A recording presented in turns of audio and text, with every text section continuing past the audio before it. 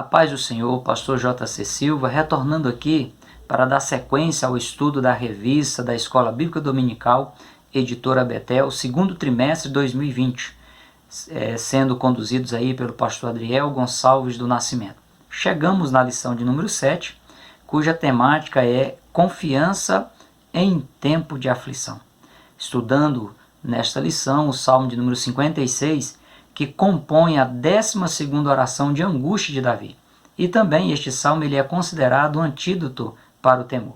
Como textual, o pastor Adriel Gonçalves ele propôs o verso de número 11 de Salmo 56. Em Deus tenho posto a minha confiança, não temerei o que me possa fazer o homem. Como verdade aplicada, ele diz o seguinte: uma firme confiança no Senhor é o resultado de uma experiência pessoal com Ele e fundamentada na palavra de Deus.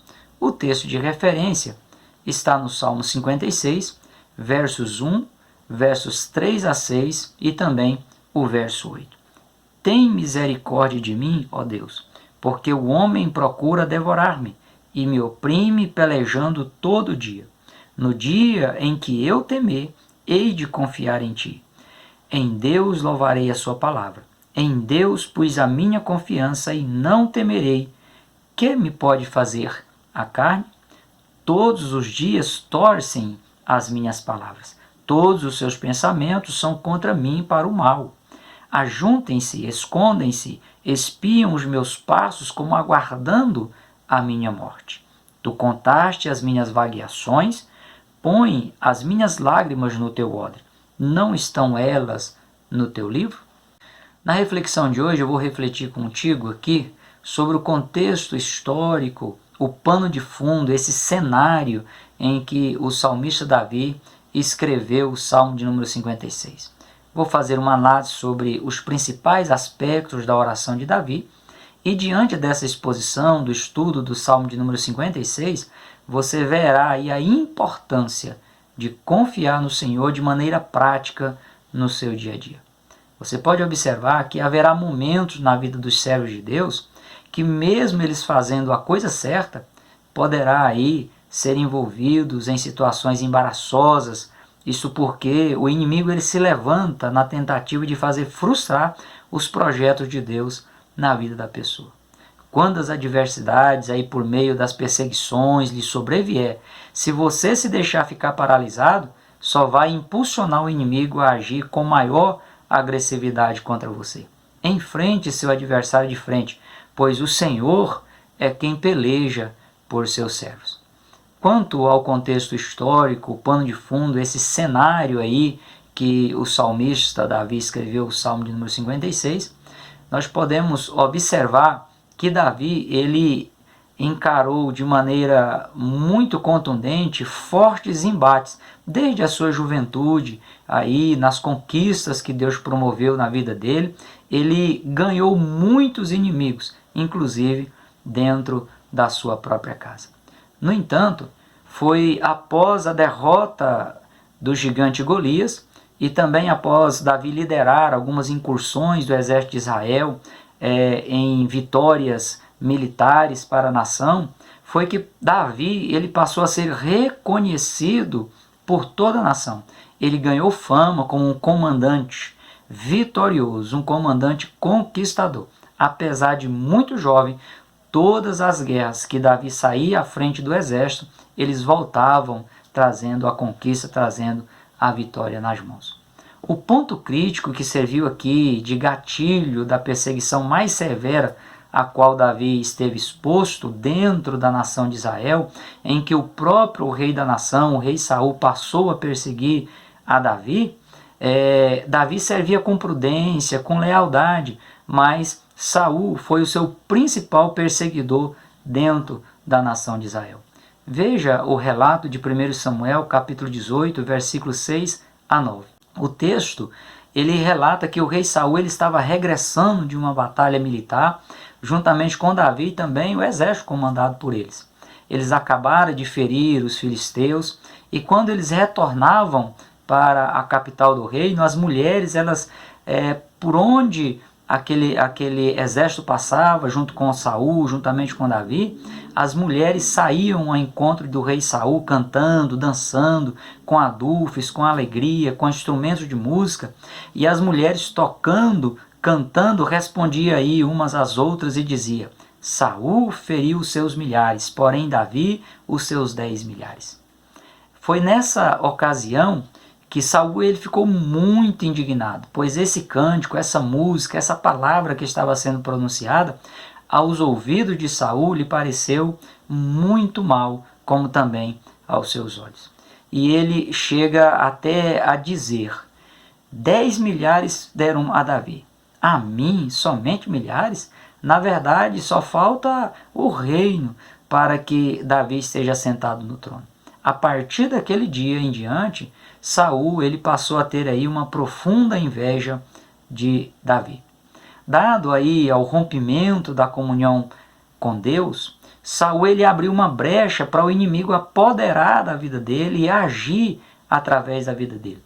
E nesses momentos de fúria em que o espírito do inimigo se apossava de Saul, ele procurava de todas as formas, não só perseguir, mas procurava eliminar Davi. Porque o inimigo sabia que Davi já havia sido ungido para ser rei sobre Israel. E ele conhecia a vida de intimidade de Davi com Deus. Por isso tentou matá-lo, se utilizando aí do rei Saul. Davi, ele se viu quase que sem saída, pois agora ele está enfrentando um inimigo incomum. Era uma pessoa que havia sido ungida por Deus para governar sobre a nação de Israel, mas que naquele momento estava influenciada e sendo usada por Satanás. Ferir Saul seria derrotar o seu inimigo, eliminar o seu maior problema dentro da nação de Israel, e isso o possibilitaria assentar no trono da nação para o qual ele já havia sido ungido. No entanto, matar Saul era tocar no ungido de Deus. Matar Saul era fazer a vontade de Satanás ao provocar a morte de Saul. Além disso, seria uma forma de Davi encurtar o caminho de acesso ao trono sem esperar o momento de Deus na sua vida.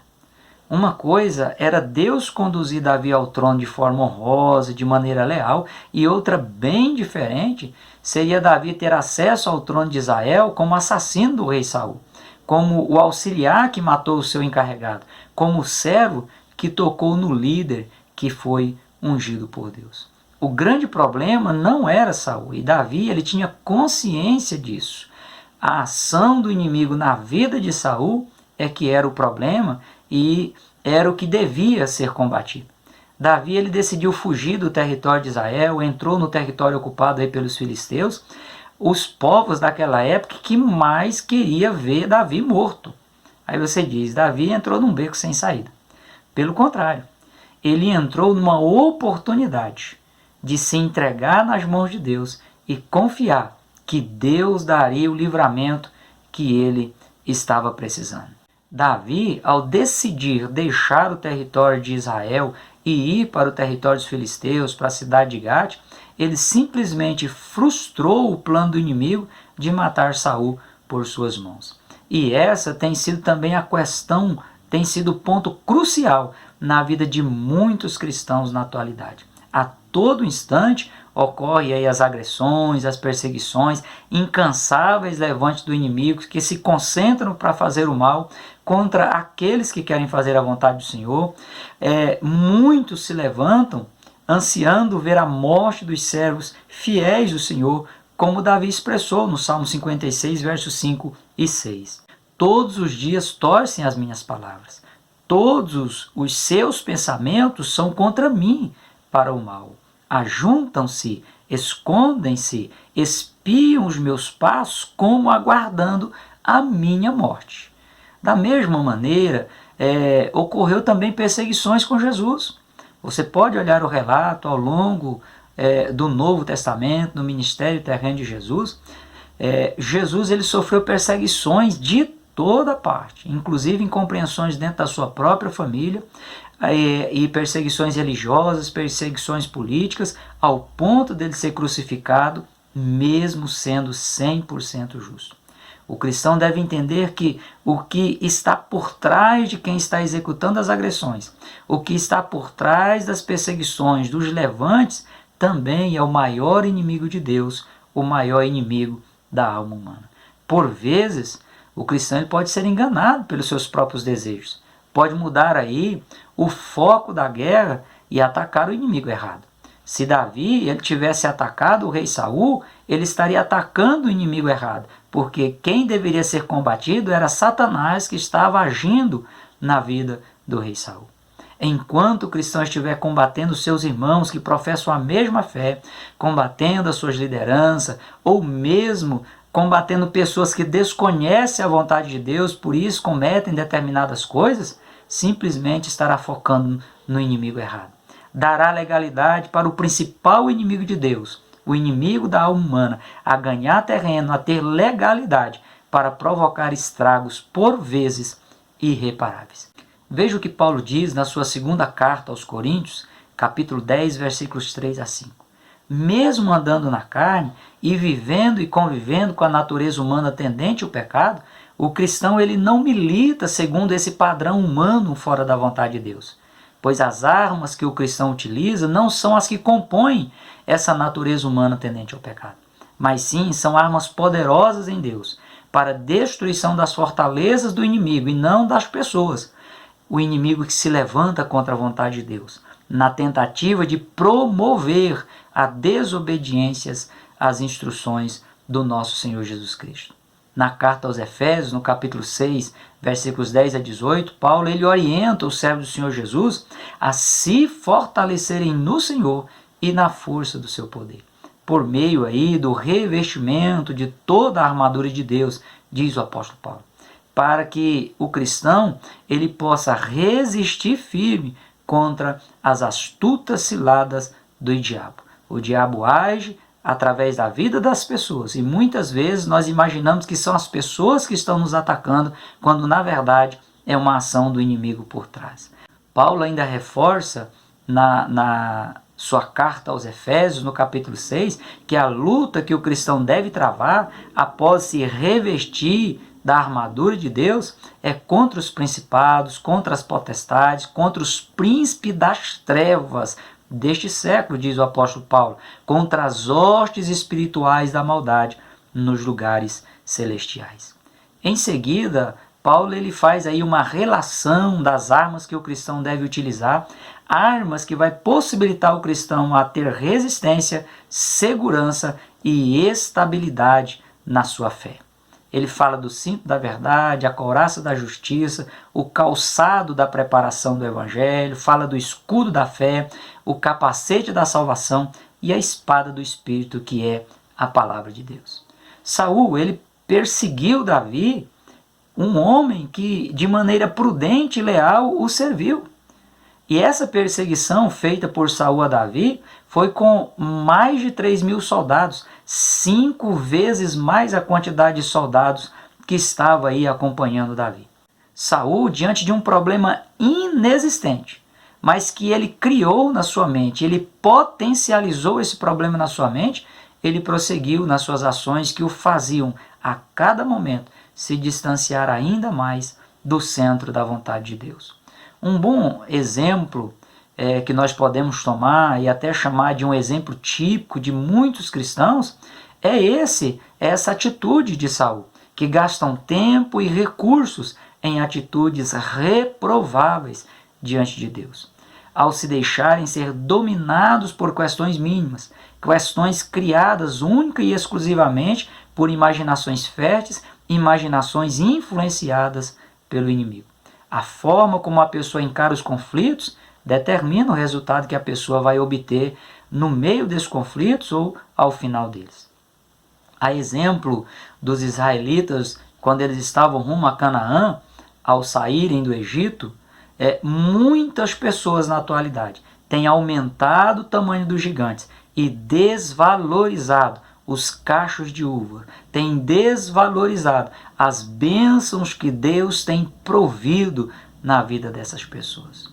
Provérbios número 20, verso 3, descreve aí com perfeição as atitudes de Davi diante das atitudes de Saul e de muitos cristãos da atualidade. Honroso é para o homem desviar-se de questões, como fez Davi, mas todo o tolo se entremete nelas. Atitude de Saul e de muitas pessoas na atualidade. Davi, ele foi acusado injustamente. E em meio a essas acusações, em meio a essas perseguições, ele decidiu permanecer no centro da vontade de Deus. Decidiu desviar de questões loucas. Foi o temor de Deus no coração de Davi que fez com que ele saísse do território de Israel e entrasse no território dos seus maiores rivais. No momento em que ainda estava recente aí na memória dos filisteus a forma como Davi tinha executado o gigante Golias. E agora Davi está lá dentro da cidade de Gate, a maior cidade e sede dos filisteus, na presença do rei Ax. Foi neste momento, neste cenário, que Davi ele compõe a 12ª oração de angústia, que é também considerado um antídoto para o temor e está registrada aqui no Salmo de número 56 e nós estamos estudando na lição de hoje. Veja aí os aspectos da oração de Davi. Davi ele faz 3 pedidos ao Senhor. O primeiro pedido está no Salmo 56, verso 1, a parte A. Tem misericórdia de mim, ó Deus. Davi, ele era consciente do poder dos seus inimigos. E diante dessa situação que ele se encontrava, ele se humilha diante de Deus e se vê como merecedor de ser morto, ou por Deus, ou por seus adversários. Mesmo sendo inocente em relação a Saul, Davi conhecia suas limitações. Ele se via como um pecador incapaz de alcançar o favor divino sem ser envolvido pela misericórdia de Deus. Misericórdia é não conceder o que a pessoa merece. O termo misericórdia também está relacionado com compaixão, a capacidade de sentir a dor do outro. Literalmente, Davi pede a Deus: Senhor, não me dê o que eu mereço. Não me entregue nas mãos do meu adversário, do meu inimigo, para que ele liquide a minha vida. Senhor, sinta a dor pela qual eu estou passando e me dê o seu livramento. Muito diferente do que a gente vê na atualidade, em que muitos pseudos cristãos entendem que Jesus é obrigado a dispensar favores simplesmente para satisfazer aí caprichos pessoais. Pedro, na sua primeira carta, capítulo 5, versículos 6 a 10, ele orienta que o cristão ele tem que se humilhar debaixo da potente mão de Deus, para que Deus, ao seu tempo, ou seja, no tempo de Deus, exalte o cristão. O cristão deve lançar diante do Senhor todas as suas ansiedades, porque é Deus que cuida dos seus servos. O cristão precisa ser sóbrio, vigiar, porque o diabo, o maior adversário da alma humana, o maior adversário de Deus, ele anda ao derredor, bramando como leão, buscando a quem possa tragar. Se o cristão resistir firme na fé, entendendo que as mesmas aflições que ele está passando, os outros irmãos, os outros servos do Senhor estão passando no mundo, a graça de Deus vai ser sobre essa pessoa, sobre esse servo do Senhor, e o Senhor o chamará para a sua eterna glória. Depois de haver padecido um pouco nessa vida, vai ser aperfeiçoado por Jesus, confirmado, fortificado e fortalecido por Ele. Hebreus capítulo 4, versículo 16, orienta que o cristão deve se chegar diante do trono da graça com confiança. É a única maneira de alcançar misericórdia e graça, a fim de ser ajudado em tempo oportuno. As páginas sagradas estão repletas de provas de ações de Deus em prol dos seus servos em situações de grandes dificuldades. Esses registros sagrados são exemplos de que o mesmo Deus que interviu em favor dos seus servos no passado é o mesmo Deus que agirá de maneira sobrenatural em prol da vida daqueles que clamarem por sua misericórdia, assim como fez Davi. O segundo pedido feito por Davi na sua 12ª oração de angústia está no Salmo 56, verso 7, a parte B. ó Deus, derriba os povos na tua ira. Em outras palavras, Davi estava dizendo, Senhor, faça justiça. Davi ele tinha consciência de que o que estava acontecendo com ele, essa fase complicada da vida que ele estava passando, era em decorrência do chamado de Deus para a vida dele, para ele reinar sobre a nação de Israel. Nesse período de amadurecimento, de crescimento, Davi ele chega a fazer uma pergunta aqui na parte A do verso 7. Porventura, escaparão eles por meio da sua iniquidade? É como que se Davi dissesse, Senhor, eu te conheço, isso não vai acontecer. Eu sei que o Senhor vai fazer justiça. Isso porque o que importava para Davi era que a justiça divina prevalecesse e não a justiça humana. O Novo Testamento, se você olhar com atenção, ele aponta nessa mesma direção. Veja a carta de Tiago, capítulo 1, versículo 20, onde diz que a justiça de Deus ela não opera na ira do homem. Lucas, capítulo 18, versículo 7 e 8, está registrado aí as palavras de Jesus, que Deus ele fará justiça aos seus escolhidos, aos que clamam a Ele dia e noite, ainda que alguém imagine que seja tarde, mas Deus fará justiça. O texto bíblico ele registra que Deus fará justiça depressa. E quando vier o Filho do Homem na terra, pergunta as Escrituras, achará fé na terra? Ou seja, nesses momentos em que Deus permite algumas adversidades na sua vida, neste momento do agir de Deus na sua vida, você consegue acreditar que Deus pode fazer muito mais do que você precisa? Você pode acreditar que Deus tomará conta da sua causa e resolverá o seu problema? 1 Pedro capítulo 3, versículo 12 diz que os olhos do Senhor estão sobre os justos e os ouvidos do Senhor estão atentos à oração dos justos. Mas o rosto do Senhor, diz o texto sagrado, é contra os que praticam males. O terceiro pedido que Davi faz aqui na sua 12ª oração de angústia, nesse antídoto para o temor, está no Salmo de número 56, verso 8, a parte B. Mas eu vou ler todo esse verso para você. Tu contaste as minhas vagueações, põe as minhas lágrimas no teu odre. Não estão elas no teu livro? Ao expressar aqui que Deus tinha o registro detalhado da sua vida, por conhecer aí as suas peregrinações e levar essas peregrinações em consideração, Davi ele faz esse pedido que pode até ser visto como algo inusitado hoje. No entanto, se você for observar, era algo comum na antiguidade se recolher as lágrimas das pessoas no período em que elas estavam chorando seus mortos, no período dos velórios de um ente querido. Pegava-se essas lágrimas e colocava em um frasco depositada dentro do caixão ou em cima da sepultura. Entre os persas, as lágrimas eram recolhidas em um pedaço de algodão e espremidas numa vasilha e era preservado com grande cuidado as lágrimas que eram recolhidas. Isso porque os persas acreditavam que quando todos os remédios houvessem falhado, uma lágrima colocada na boca de um doente terminal o faria retomar a saúde, o possibilitaria retornar a viver. Pode parecer aí curioso esse pedido de Davi, mas diante desse antigo costume, pode-se afirmar que Davi, ele pediu a Deus que preservasse a essência, o resultado final de sua oração e sua confiança no Senhor, pois ele acreditava que essas lágrimas, resultado da sua oração ao Senhor, era a garantia da sua vida e do seu retorno às suas atividades normais.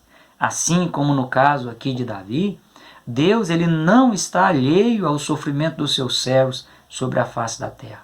Em seu ministério terreno, você pode observar que Jesus ele deixou exemplo de sua ação para aliviar a dor das pessoas, eliminar o conflito e proporcionar vida plena às pessoas que se chegam diante dele para receber um favor divino, reconhecendo-o como Senhor e Salvador de suas vidas. Mateus capítulo 4, versículos 23 e 24, Jesus ele percorria toda a Galiléia, ensinando aí nas sinagogas, pregando o evangelho do reino, curando todos os enfermos e moléstias entre os povos. A fama de Jesus correu também por toda a Síria. E aí começavam a trazer doentes de toda sorte de enfermidade e tormento, pessoas endemoniadas, lunáticos e paralíticos, e Jesus os curava. Uma amostra do que ele pode fazer na sua vida, na vida da sua família, na vida da sociedade que você está vivendo e convivendo no meio dela. Mateus capítulo 15, versículo 32, Jesus ele chama os seus discípulos e diz: tenho compaixão dessa multidão, porque já está comigo há 3 dias e não tenho o que comer. E eu não quero despedi-la em jejum para que não desfaleça no caminho. Jesus, ele providencia a multiplicação dos pães para matar a fome, para resolver o problema das pessoas naquele momento. E isso possibilitou não somente a glória para o nome de Jesus, para o reino de Deus, como também as pessoas puderam voltar para suas casas de maneira tranquila. Veja a importância da confiança em Deus. Quando você pega a sua Bíblia, no Salmo de número 56, você vai ver um subtítulo nessa 12ª oração de angústia de Davi, registrada aí no Salmo 56 e considerado um antídoto para o temor. Esse subtítulo ele traz a seguinte declaração: Miquitão de Davi para o cantor Mor, sobre Jonate-Ele em Recoquim, quando os filisteus o prenderam em Gate. O termo Miquitão, apesar dele ter aí uma origem incerta, os estudiosos eles relacionam esse termo com a palavra inscrição, um texto gravado, algo que fica permanente. Essa oração gravada em forma de inscrição, para que ela fosse preservada, ela foi direcionada ao cantor Mor, ou seja, ao líder do coro levítico no templo. Jonate-Elen Recoquim é traduzido como o grito da pomba nos arvoretos distantes. É como que uma expressão de o grito de uma pessoa muito simples e que não pudesse ser ouvido, dado a distância em que esse grito ecoa. Davi, ele se sente esse personagem simples que se encontra em uma situação extremamente preocupada e em um lugar distante. Em um lugar que, dadas as circunstâncias, o seu grito ele não seria ouvido aí por uma pessoa que pudesse lhe socorrer, lhe auxiliar contra os filisteus dentro da cidade de Gate, diante do rei Aques. No entanto, Deus está presente em todos os lugares e Davi ele tinha ciência disso, ele tinha certeza disso. E além de estar presente, Deus era ciente da simplicidade do coração de Davi e era o único que poderia socorrê-lo. Por isso, Davi fez esta oração, demonstrando a sua total confiança em Deus, nos deixando um exemplo digno de ser seguido. Ele gravou a sua oração para que ela fosse preservada e cantada pelo coro levítico no templo. As experiências de Davi com Deus foi que alimentou a sua esperança, foi que alimentou a sua confiança no Senhor. Veja o Salmo de número 56, versos 3, 4 e 11. Diz o texto: no dia em que eu temer, hei de confiar em ti. Em Deus louvarei a sua palavra. Em Deus pus a minha confiança e não temerei. Que me pode fazer a carne? E no verso 11 diz: em Deus tenho posto a minha confiança. Não temerei, diz Davi, o que me possa fazer o homem. A expressão louvarei a sua palavra, aqui no verso de número 4, é sinônimo de render glória à palavra do Senhor. Davi conhecia a fidelidade de Deus por experiência própria. Em todas as situações de aflição, em todos os momentos de angústia, ele já havia experimentado a fidelidade de Deus quando os inimigos o cercavam para tentá-lo matar. Por isso, ele se apoiou completamente nas promessas de Deus para a sua vida. Essa deve ser a mesma atitude do cristão na atualidade. Do contrário, vai ocorrer o que Jesus diz em Mateus capítulo 22, versículo 29. Errais, não conhecendo as Escrituras e nem o poder de Deus. A ausência do conhecimento das Escrituras é uma impossibilidade para você conhecer o poder de Deus. Se você conhecer as Escrituras, você vai experimentar o poder de Deus e vai parar ou deixar de errar. No verso número 3 do Salmo 56, Davi deixa claro que o medo não iria prevalecer diante da sua confiança.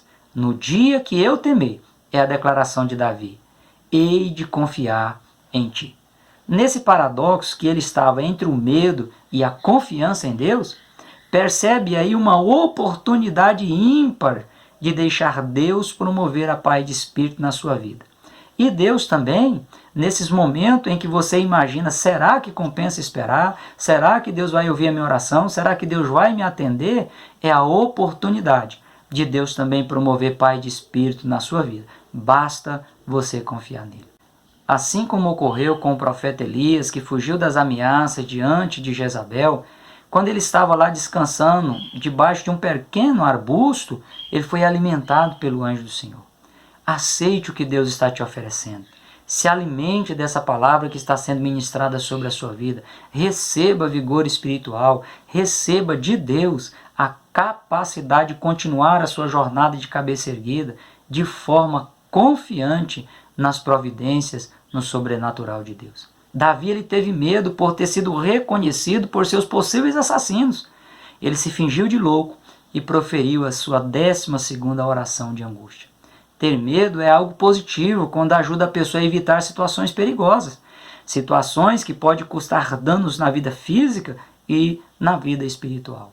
O medo ele passa a ser negativo quando ele passa a impedir a pessoa de fazer alguma coisa que se sabe ser certa, ou quando ele impele a pessoa a fazer alguma coisa que se sabe ser algo errado.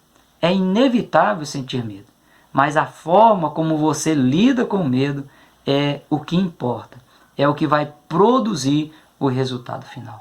Em meio aos conflitos, ao medo de uma morte iminente, Davi ele expressou ao Senhor a sua esperança e a sua confiança nele. Filipenses capítulo 4, versículos 6 e 7, Paulo diz: não estejais inquietos por coisa alguma, antes as vossas petições sejam em tudo conhecidas diante de Deus, pela oração e súplicas com ação de graças. E a paz de Deus, que excede a todo entendimento, guardará os vossos corações e o vosso entendimento em Cristo Jesus.